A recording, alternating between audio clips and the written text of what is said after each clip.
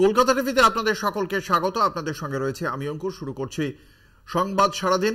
রামনবমীর মিছিলে অস্ত্র হাতে বিজেপি প্রার্থী, পুলিশের মামলার প্রতিবাদে বিক্ষোভ দেখালো ভারতীয় জনতা পার্টি। বীরভূমের রামপুরহাট থানার ঘটনা। রামপুরহাট থানার সামনে বিক্ষোভ বিজেপি কর্মী সমর্থকদের। আপনাদের জানিয়ে রাখি, রামনবমীর মিছিলে অস্ত্র হাতে বিজেপি প্রার্থী এবং সেই ঘটনাকে কেন্দ্র করে উত্তেজনা ছড়ালো বীরভূমের রামপুরহাটে। রামপুরহাট থানার সামনে বিক্ষোভ দেখান বিজেপির কর্মী সমর্থকরা। ঘটনাকে কেন্দ্র করে উত্তেজনা ছড়িয়েছে ওই এলাকায়।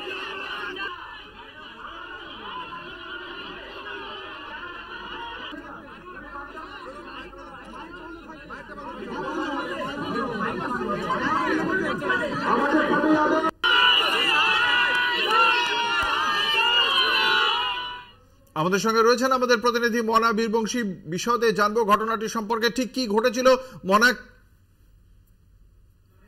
ঘটনা ঘটেছিল বলতে তুমি জানো যে গত বুধবার রামনবমী ছিল এবং সেই বুধবার দিন আমরা দেখেছিলাম রামপুরহাট শহরের মধ্যে রামনবমীর একটি মিছিল বেরিয়েছিল, শোভাযাত্রা বেরিয়েছিল এবং সেই শোভাযাত্রায় আমরা দেখতে পেয়েছিলাম যে বীরভূম লোকসভা কেন্দ্রের বিজেপি প্রার্থী দেবাশিস ধর এবং বীরভূম জেলা বিজেপির সাংগঠনিক সভাপতি ধ্রুব সাহা, এই দুজনে মিলে সেই রামনবমীর মিছিলে অস্ত্র হাতে তারা কিন্তু মিছিল করেছিলেন।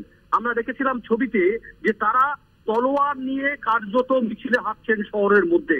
খুব স্বাভাবিকভাবেই তুমি জানো যে আদালতের নির্দেশ রয়েছে যে রামনবমীর মিছিলে কোনো প্রকার অস্ত্র নিয়ে মিছিল করা যাবে না। তার কারণ হচ্ছে এই মুহূর্তে দাঁড়িয়ে নির্বাচন আদর্শ বিধি কিন্তু চলছে, নিষেধ চলছে।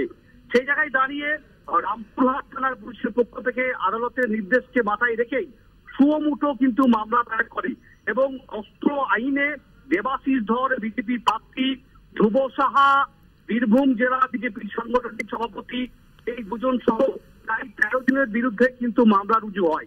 খুব স্বাভাবিকভাবেই দেখো এই ঘটনার পরিপ্রেক্ষিতে এদিন কি ছবি উঠে এলো। এদিন দেখতে পেলাম রামপুরহাট শহরে যারা বিজেপির নেতা কর্মীরা রয়েছে, রামপুরহাট শহরে যারা সংগঠন, তারা কিন্তু আজকে শহর জুড়ে মিছিল করে রামপুরহাট থানার সামনে আসে এবং রামপুরহাট থানার চত্বরে আঙিনায়, রামপুরহাটের আঙিনায় কিন্তু আমরা দেখতে পাই যে থানার আঙিনায় সেখানে বিজেপির যে টোটোতে পতাকা এবং মাইক লাগিয়েছিল সেটি সরাসরি কিন্তু থানার মধ্যে ঢুকিয়ে দেওয়া হয়। সেখানেই কিন্তু পুলিশের আপত্তি। পুলিশ যখন নিষেধ করতে যায় যে থানার মধ্যে কেন ঢুকানো হলো, তখনই কিন্তু আমরা দেখতে পেলাম যে পুলিশের সাথে কার্যত এক প্রকার ধস্তাধস্তি বিজেপি নেতা কর্মী। এই ঘটনাকে কেন্দ্র করে যথেষ্ট উত্তেজনা। ধন্যবাদ। আমাদের সঙ্গে ছিলেন আমাদের প্রতিনিধি মনা বীরবংশী। পুলিশের মামলার প্রেক্ষিতেই আজ এই তীব্র বিক্ষোভ ভারতীয় জনতা পার্টির কর্মী সমর্থকদের।